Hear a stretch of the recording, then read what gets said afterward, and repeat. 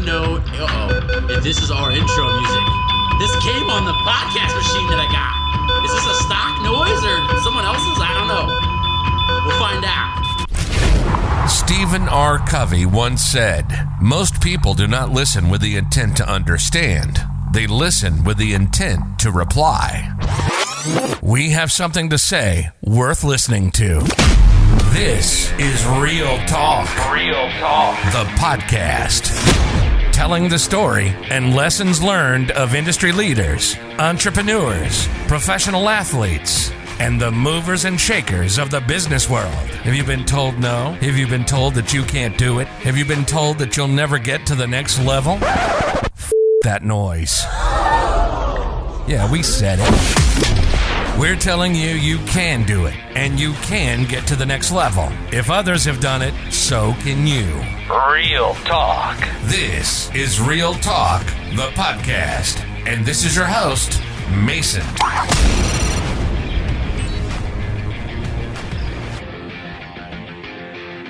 Yo, what is going on, world? It is Mason coming back at you with another episode of Real Talk.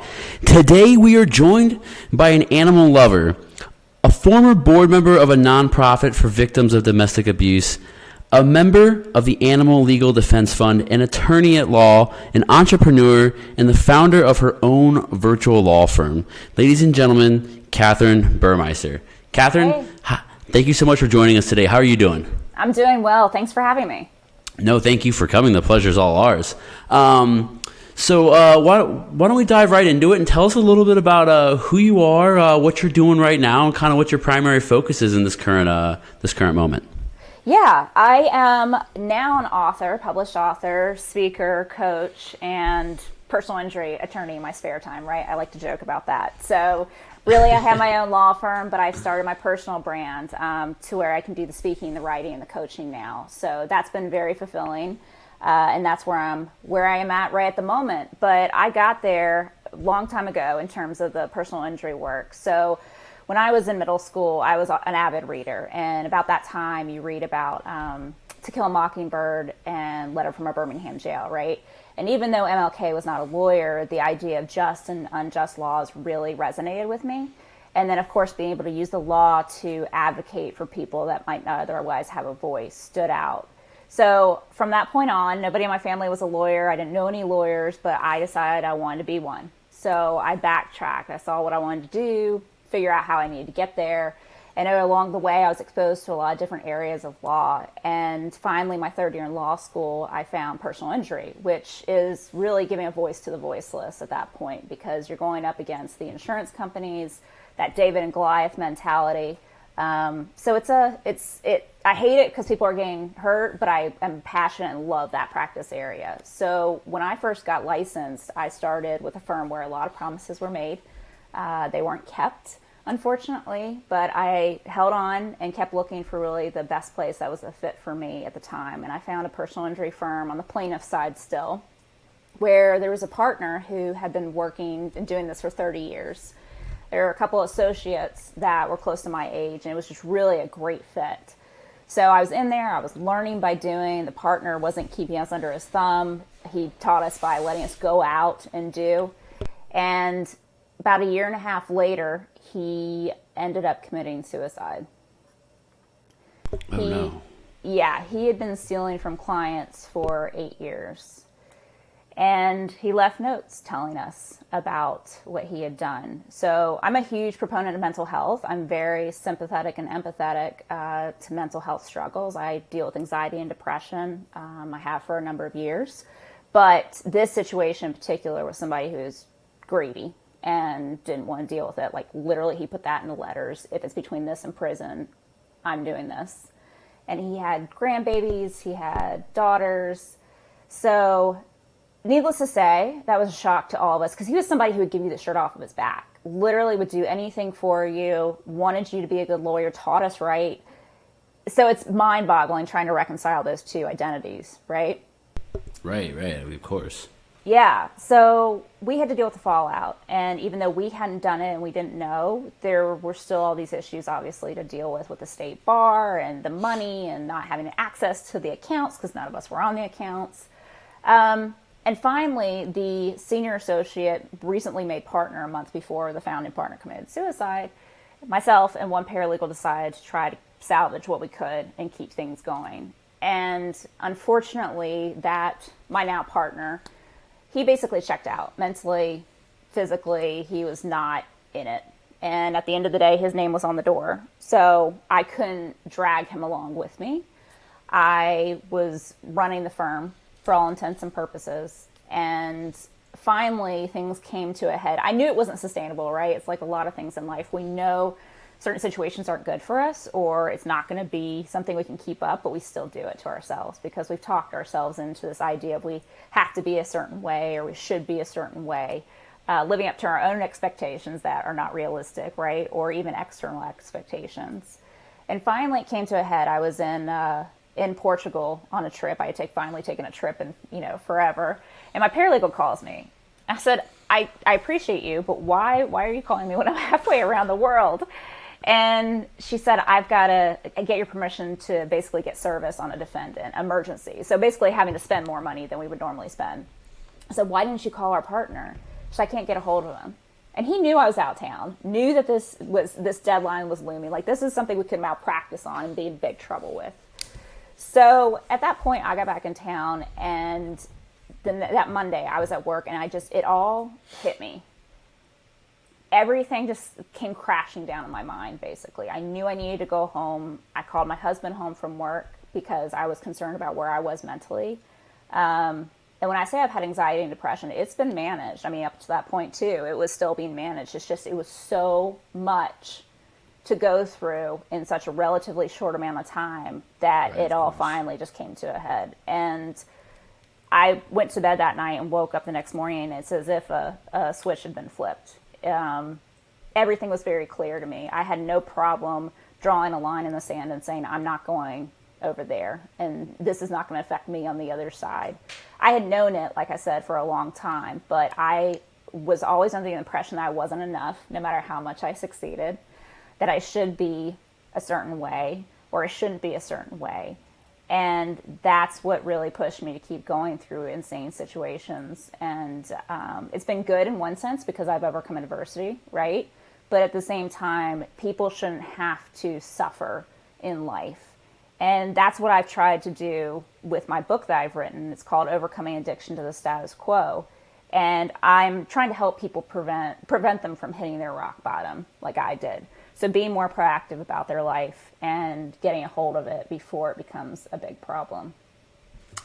Now, do you think there's a certain, like maybe not like a rock bottom, but there's a certain low that people kind of need to hit in order to kind of realize they're at that low point? Right. So I've thought about this, especially when I was thinking about the title for the book. So I really want it to be received by so many people that may not have been to that point yet, right? I think we can encounter adversity and still learn from it and grow and accomplish things. I don't think you have to hit that point and suffer to be able to learn and grow and accomplish. And here's the thing, I'm not using the word addiction flippantly. I genuinely believe that as a society and a culture, we are addicted to the status quo. And when I say the status quo, I mean the idea of living up to our internal expectations, like I mentioned before, and external expectations, and even frequently leads to other addictions, right? Alcoholism, drugs, just to keep that going, or try to cope, right? And it doesn't succeed. Yeah, I mean, in a world where, you have to have the newest iPhone and the coolest shoes and everything else, I mean, it starts off simple, but then it's like, okay, how do I fund this? And then next thing you know, you're living paycheck to paycheck, working 65 hours a week just to keep up with the Joneses, and the mental stress layers on, and then you lose one of your two jobs. I mean, it's how it starts. You start pulling one thread, and the whole thing starts to come unraveled. Yeah, and it just shouldn't be the case that we get to that point, and it shouldn't be either we're healthy and mentally sound or we're there, right? There's a medium in life. It's not going to be rainbows and kittens, like I like to say, but you can encounter adversity, learn from it, and use it as a way to pivot. So as a prime example, I started my law firm after everything happened, after I hit my rock bottom. I couldn't go work for somebody again. It just was not going to be in the cards for me. I had some trust issues after that. Absolutely. right? So I started my own practice, and I've been virtual since the beginning in 2018, and that's been really unique and exciting for me. But even recently, I've come to the conclusion that as much as I love practicing, I still want to, I'm going to pull back on that some to push forward on the speaking and coaching and the writing, because it's so much more immediately gratifying to me to be able to help people recognize who they are and that they want to live the best version of themselves. And to me, no matter what you believe religiously, spiritually, our purpose here now is to be happy. I genuinely believe that. And in order to be happy, you have to live the best version of yourself, and which means being the most authentic. So you have to tap into who you are. Like, going into that, do you think that there's like an issue with perspective, in the sense that I feel like sometimes people look around and think that everyone else has their life together and that they're the odd man out. And that's where a lot of this, like, keeping up with the Joneses or, social anxiety comes from. Like, someone might look at you, for instance, and say, especially, a few years ago before you had started your law firm, it might say, oh my gosh, look at this lawyer. She's in Portugal on vacation, having the time of her life, like, got it all together. Little do they know you're just trying to escape, like, get a little bit of peace of mind for 10 days and get out of the craziness. And in the meantime, you've got a phone call coming in. You have to go deal with all this stuff going back, and you don't want to deal with it. And the same time, you're, managing your own, anxiety. And so, like, I feel like sometimes people look at everybody else and they say, oh, wow, that person has it together. That person, like, everyone does, and I'm the one who doesn't have it together. And that's what can kind of lead everyone down that path. Yeah, I entirely believe that. And that's another purpose with my book and speaking to people, is normalizing the conversation about not having it together, right? That's life. Life isn't perfect. Perfect individuals, perfect life, that's not attainable. It's literally impossible to have that. So once you accept that, which is part of the hardest thing to do, right? And step back and say, what do I want? What do I really want? Because I think we fill our lives with so many things that gives everybody else the impression that we've got it together and we're good and it's great. But when you really drill down to it, most people are going to say they want to spend time with the people they care about, whether that's themselves, their family, their friends. Nobody is going to be on their deathbed going, I wish I worked more and I wish I was unhappy. I mean, I don't care how much you love your job. You're not going to do it. Yeah, it's just not going to happen. No. Yeah, and I think everyone who anytime you talk to any, like, older folks or anything, like, it doesn't matter. It's a common theme that everyone says, is spend more time with your loved ones, take more vacations, enjoy it. So what do you do now to kind of help yourself, maintain a work-life balance, to make sure things, don't get out of whack? And when they do get a little cattywampus, because, life happens and stuff piles up, and that's just, no matter how prepared you are, sometimes you just get smacked upside of the head by life. What do you do to help maintain yourself and, keep things in an orderly fashion?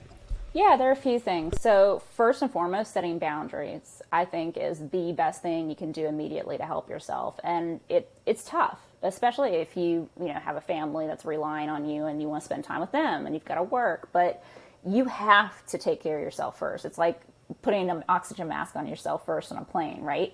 You cannot be what you need to be for everybody or yourself if you're not taking care of yourself. So setting those boundaries. If you're an extrovert and need to have time out with friends, make sure you have that built in. I'm an introvert at heart, so I have to have solo time. I love my husband, he's my best friend, but I need my own time by myself. And I think, honestly, everybody can benefit from that when they sit and really reflect on themselves, but really knowing who you want to spend your time with, how you want to spend your time, because I don't spend time with people that take anything away from me at this point in my life. If it's, wives of my husband's friends, that even I'm friends with the husbands, but the wives aren't great, I don't go and hang out when it's all couples. I just don't. And people may think that's selfish, but to me, I think my happiness, rightly or wrongly, is what's important. And I'm not saying I'm not going to go out, and help people or do things I maybe don't particularly want to do. But if my free time is so limited and precious to me, I'm not going to be spending it doing things with people that don't bring value to my life. Absolutely. So, what do you see within, like, the boundary area, where do you see is the hardest thing for people to kind of set those boundaries? Like, is it the hanging out with, the friends of the couples, what have you? I think it's probably work life, because everybody's trying to get that work life balance, right? And the reality is, first of all, it's not going to be 50-50, and it's not going to be 50-50 every day. It's just striving to have a general concept of balance. So, example, it was Tuesday and it was about midday and I was done. I was just done mentally with things. So I obviously have the fortunate position to be able to do this. I binge watched Lucifer on Netflix for the afternoon. I mean, yes, that's a very privileged standpoint, but I did that because I wanted to. What I'm going to do this weekend is I'm going to be working some. So you trade off when you start making decisions that are best for you, but as long as you're balancing it, generally speaking, that's what you have to do. So if you're in a job where you don't have the luxury of binging TV in the middle of the day, in the evenings, don't go do everything that you maybe should, quote unquote, be doing. If you're not feeling something, take time to yourself. If all you want to do is see your kids and spend time with them, but you need to be putting in extra hours on a project that doesn't have a hard deadline, spend time with your family. It's really starting to say, what is going to matter to me at the end of my life? And again, you look back and say, spending time with people that matter to me.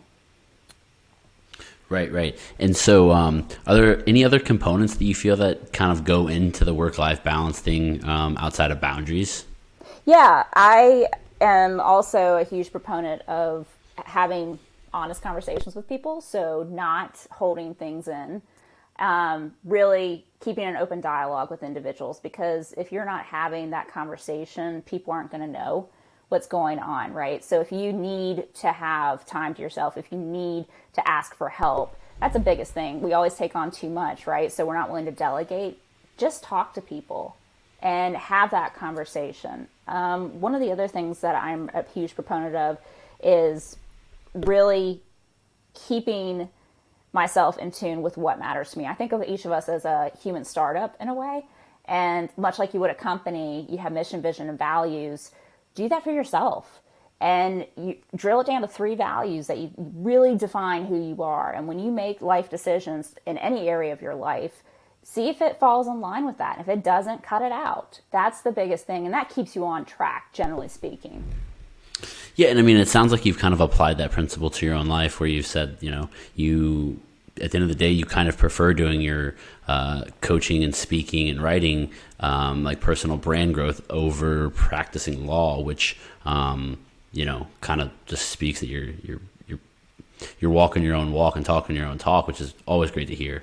But while you were involved, like starting your virtual law firm, tell us some of the challenges that you kind of faced with that, because that was before working at home was quote unquote the norm, and then kind of transition us into like what 2020 meant for you in terms of that, or if it meant anything, because you guys were kind of already doing it.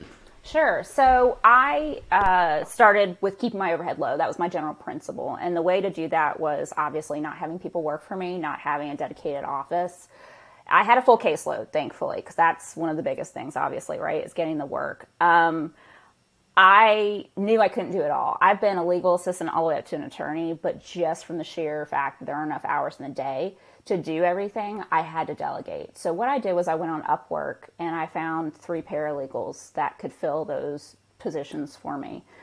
My paralegals are all out of state. I've only met one in person because I happened to be near where she lived on vacation. And my 2 legal admins are here locally.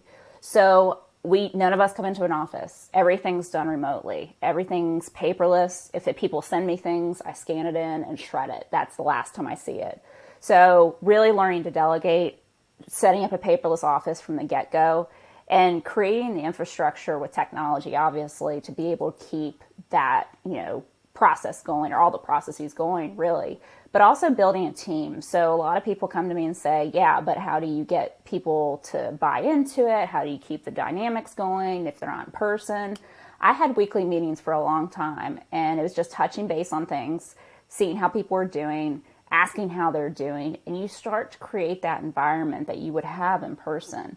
And I would say even too, in person, you have some of the, junk that goes along with being in person. People are messing around. They're not doing work. There's drama, insane amounts of drama, right? I don't have that. I don't have people that are talking about their politics. Like, we just don't have those conversations. I have people that are working when they want to work. That makes them happy, and they do a better job for me as a result of it. I also make a point of putting people in positions that they enjoy. So one of my paralegals loves going through the medical records and really pulling out all that. I would rather gouge my eyes out, right? And I know my 2 other paralegals don't want to be doing that. So I put them in a position where they're going to do well. Why would you put somebody in a place that they don't want to do it? I mean, you're just setting yourself up and them for failure. I like the question of like how do you get people to buy in? And what I always tell people is that you don't have to get anyone to buy in. You don't get anyone to buy into the NFL, right? You either like the NFL because you love it and you're like, this is cool, I enjoy it, like I'm a part of this culture. Even let's just say you don't agree with everything that's going on in the NFL, especially in the last couple of years, like, but you still love the NFL. No one had to convince you to buy into it, right? And then some people, they're not football people, right? That's just not for them. They're never going to buy into it. And there might be some bandwagon buyer-inners and, kind of like your wishy-washy employees, if you will. But, there's no like secret formula to like trick people into buying in. Like, people are passionate about what you're passionate about, Exactly. And when I say buy, yes. So in buy-in, obviously, I mean authentically wanting to be there. Absolutely. And I am an authentic person. That's one of my values in life, is just being authentic. And you create that environment by, not prying, but being interested in what people are doing. I know generally what my people are doing and what they're not doing. In terms of their personal lives, I had the weekly meetings to kind of get us on the same page. And then I empower them to talk with each other. I don't have to be handling every single thing. I mean, it would completely defeat the point of delegating. But it, also allows these people to build relationships among themselves. And at the end of the day, people are saying, oh, well, how can you trust them to get the work done? First of all, if you can't trust somebody to work on their own, they don't need to be working for you. Second of all, if they're not doing a good job, you're going to know. You're going to know really quickly. I had to go through one paralegal, but it happens. The feedback is instantaneous in, the world that we live in. It's like when you email something to a client or whatever, they're going to tell you, like, this is unacceptable pretty quick, and you're going to be able to pinpoint it. Like, I feel like there was a time and a place where you could get away with that in the workplace, like being real sub-mediocre and, really cutting corners because, things were mailed and, the chain of custody probably wasn't as strong between emails and whatnot. Like, now, you could track it down. People know where, like, your attention is on the screen. Some of these big corporations, if your eyes are, off the screen for too long and whatnot. So that argument is just totally invalid. Yeah, and it's a great feeling to know that these people have been with me this long and they want to work for me. They easily could go get other jobs. Because they've done this for so long, they're used to working remotely. So to have these 3 women in particular, the paralegals, want to be a part of my team and want to see me succeed means a lot to me. And that's part of the reason that I enjoy doing what I do so much. Not only being the lawyer, but I'd say 2/3 of my time is spent doing business stuff as a business owner, not really being a lawyer per se. And, part of that time is spent managing them, staying in touch with them, overseeing, trusting that they're going to get things done when I have to go out and do the networking to bring in the work. Yeah, it's amazing that once you move into that ownership position, like how little or how much less of the actual work that you really do anymore. Because someone's got to pay the light bill, someone's got to hire the paralegals, someone's got to go out and find the new business, someone's got to do all that. And it can be a little jarring. So you said you kind of have taken a step back. Are you still practicing law actively, or tell us a little bit about what's going on with that? I have a full caseload. I have 55 cases right now, so half of them are litigation. So yes, I am very much practicing law. Okay. Oh, wow. Okay. When I was saying pulling back, I'm just referring out more cases that are either financially or time consuming that it's just prohibitive for me to be doing. I'm really narrowing down the particular cases I like and putting that out there into the network of people that I have, like, hey, I really want to drill down to this type. That way it lets me organically cut back some. But I love practicing, and that's the main thing. Before I opened my own firm, I would have been happy being an associate and just being a lawyer. I would have been absolutely content. But things happen, right? And that was learning how to pivot and overcoming adversity. And I am the happiest I've ever been now. And I don't hate the other stuff. It's just part of what I have to do as running the business is the management aspects. So I'm pulling back a little bit on the firm, but still very much practicing. But what it came to a head basically when I realized that from this point on, personal injury in particular, for those that don't know, I work on contingency basis. So I don't get paid up front. And there's no guarantee that I'll get paid, quite frankly. So I may get paid 12 months, 18 months, 24 months, 36 months down the road. I also have to front all my case costs. So that comes out of my pocket at the end of the day. And again, I may or may not get that back. So it's a really tough business model and very uncommon. I can't think of any other business model out there that really is the same way. And because of that, you obviously have to make certain decisions and have to have a certain business structure going. So I really would foresee me having to scale, which I don't want to do, take on a ton more cases myself personally. I don't want to do it. Or be hitting the multi-million-dollar cases every time. And first of all, it sounds great. But once you start feeding that beast, you've got to keep feeding it. You can't start doing those types of cases and putting that kind of money out and not having those same type of cases coming in all the time. Also, it doesn't come for free, right? You're still having to put in a ton of hours. And I'll be the first one to say I'm willing to bust it for my clients and their cases, but I'm still setting those boundaries for myself. And I'm not willing to sacrifice or go back to where I was before I hit my rock bottom. So I decided a happy medium, because I almost started falling the trap of false dichotomy. Either I close the business or I keep it open. But I can pull back on the law firm a little bit and push forward on my speaking, writing, and coaching. And I get to do everything that I want to do. I mean, how amazing is that? That you literally can shape your own world and not be stuck to what you think it should be, especially in such an antiquated profession like the law. Yeah, no. So with all the challenges that 2020 presented, for most people, you kind of already being virtual and being very well versed in that world, and already having made all the rookie mistakes and whatnot, was 2020 a pretty easy transition time for you guys? And I don't even know if transition's the right word. Yeah, it really was, because we had that infrastructure all set up, and I had the same people that I'd had for a while. The only challenge was the insurance companies were not feeling any incentive to settle cases because we couldn't take them to trial. We couldn't take our cases to trial. And that's the incentive, right? They're banking on the value of the case. They can settle it for less than what they could at trial. And if I can't get cases to trial, they go, cool, we'll just sit on it. Yeah, they'll shelve it, right? So I didn't settle cases, from probably February of last year until 2 or 3 months ago. And then all of a sudden, I've settled 6, 7 cases back to back to back. And I think what it is now is they're afraid with everything opening back up in the court systems, they're not going to have enough people. They don't know what post-COVID juries are going to be like, whether they're going to be a lot more sympathetic to plaintiffs or not.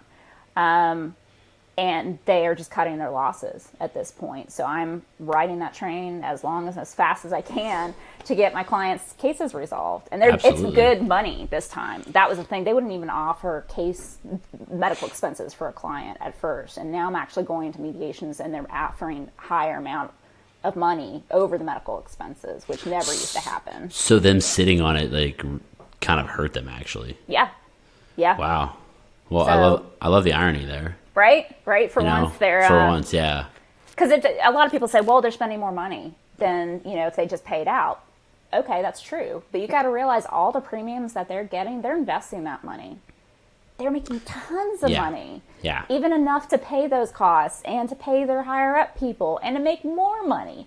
So it doesn't matter that they're spending more to fight it than they would just paying it because they get to hold on to the premiums longer. Yeah, they're smart. Anytime anyone tries to make an argument against just anything like that, I'm always like, guys, there's someone with a calculator and a pencil who's way smarter than us who sat down and was like, this makes sense mathematically. It does. And they know it, just as well as you know it, and you're like, the game, and it's with anything really. So, And it's frustrating because I see clients, that idea of loyalty still permeates, I think, older generations too, whether it be with employers or even in something as simple as I've been with fill in the blank insurance company for 20 years. They don't care.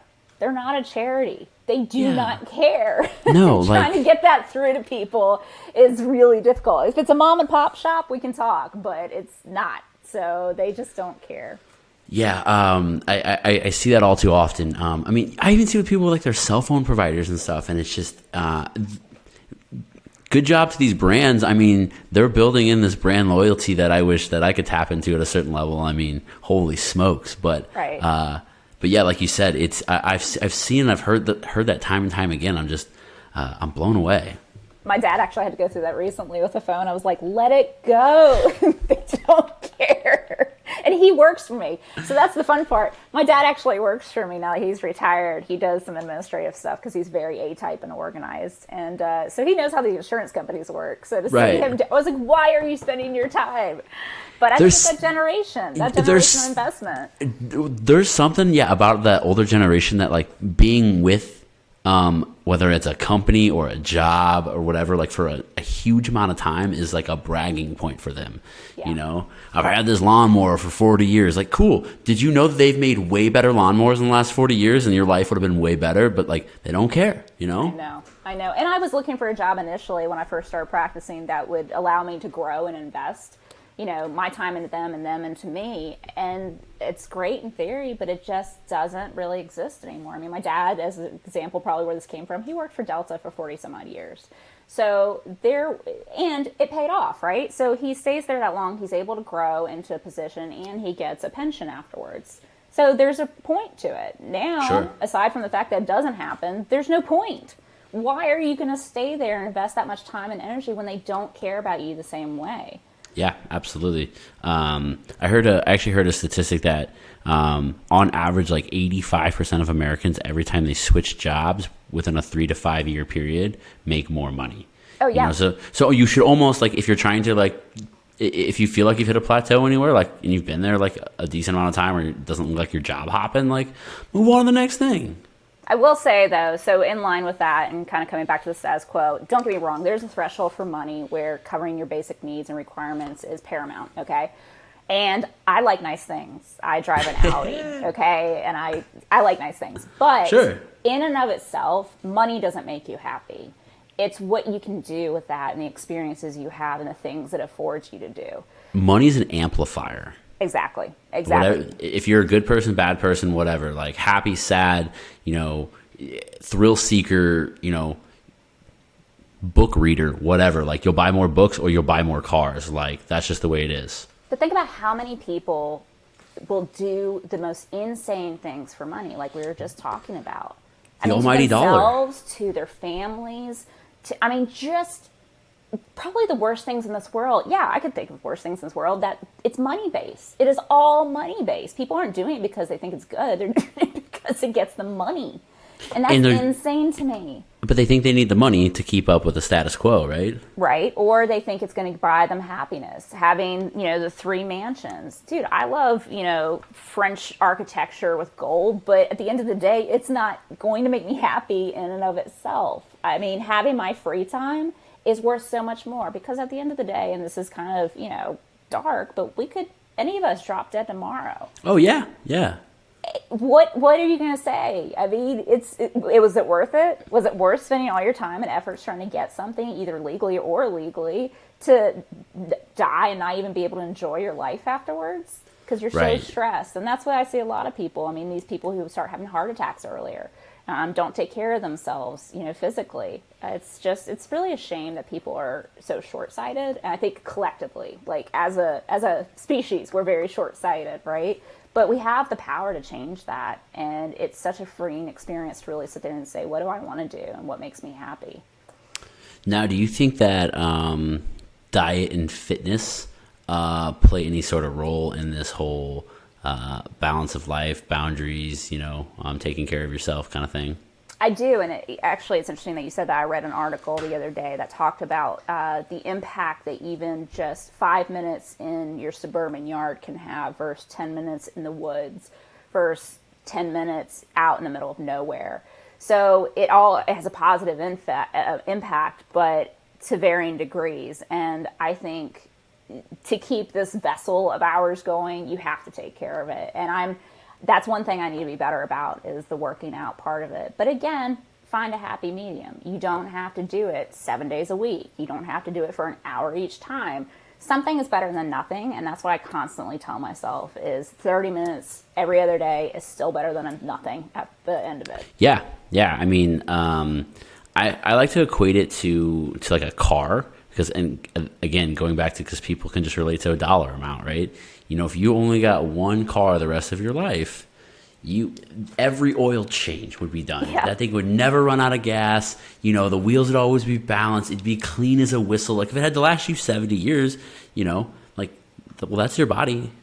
Yep, absolutely. And right? You can find fun ways of doing it too. I mean, if you're not a big workout person or don't know, walking your dog, not in Atlanta heat because it's ungodly hot, but you know, doing things that you want to do. The excuse for like, I don't know, has just been thrown out the window, because there's this thing called YouTube and Google that, I mean, if you don't know how to use YouTube or Google, then we can talk on a different level. But I mean, literally, you can type into YouTube how to work out, like, and guess what? If you're good at watching TV and you're not good at working out, you can watch 4 hours of TV and learn how to work out. Like, it's just yeah. I think it just plays such a huge role. And I mean, at least for me, like when my diet's off, like I don't, like my body's not running right. Like I can feel it mentally. You know, I go through like these ups and downs with sugar and stuff, and I'm just like, you know, it's hard to stay focused all day and, you know, remain in like a super efficient mindset all day.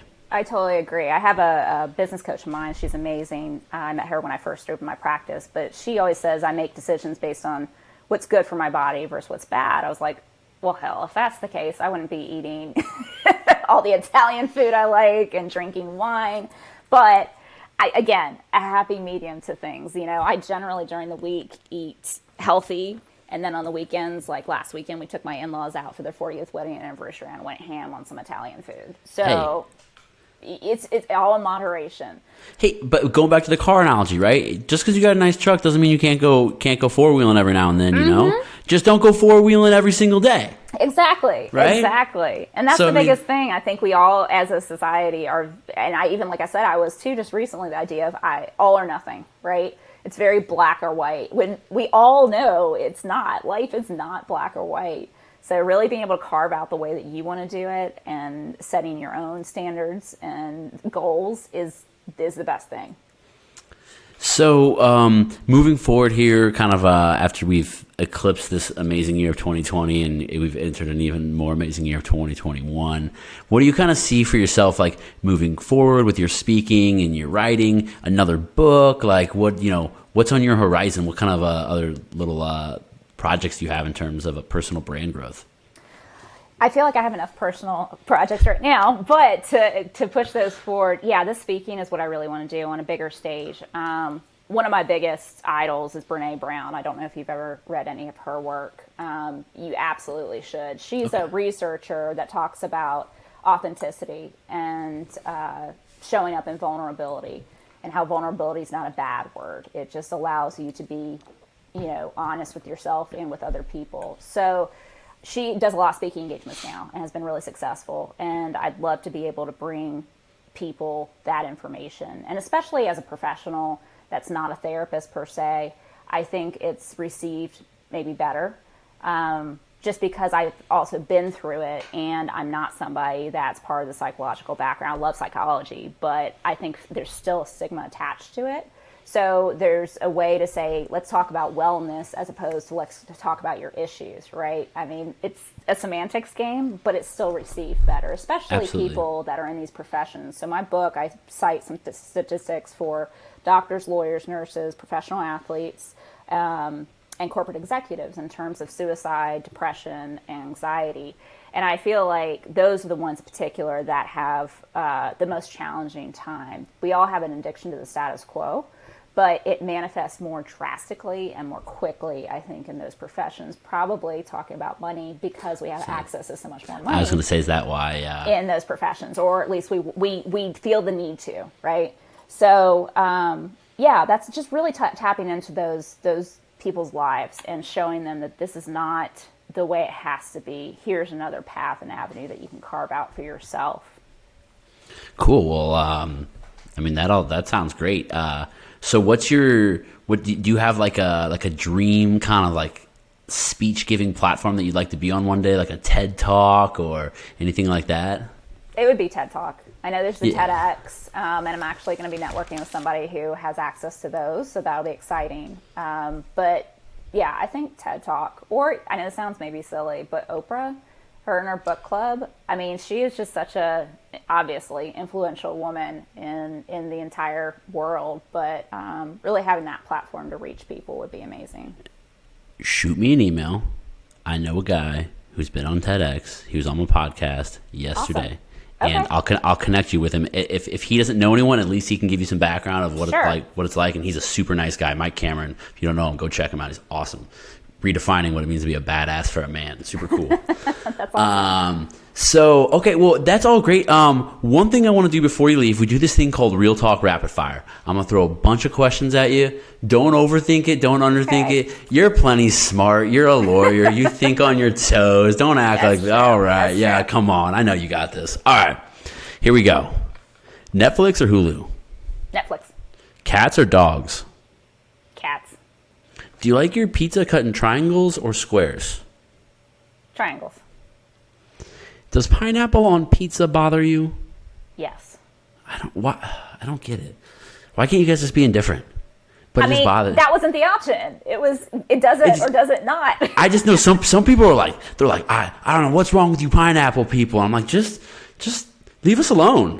What was your first car? Honda Civic. What was your first job? Working at a horse stable in my neighborhood, shoveling manure. You're like the third person that I've had on whose first job had something to do with shoveling and manure. Really? I swear. It's like the common theme among successful people is that he shovels shit, I guess.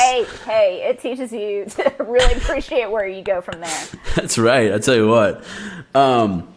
What's your favorite city in America?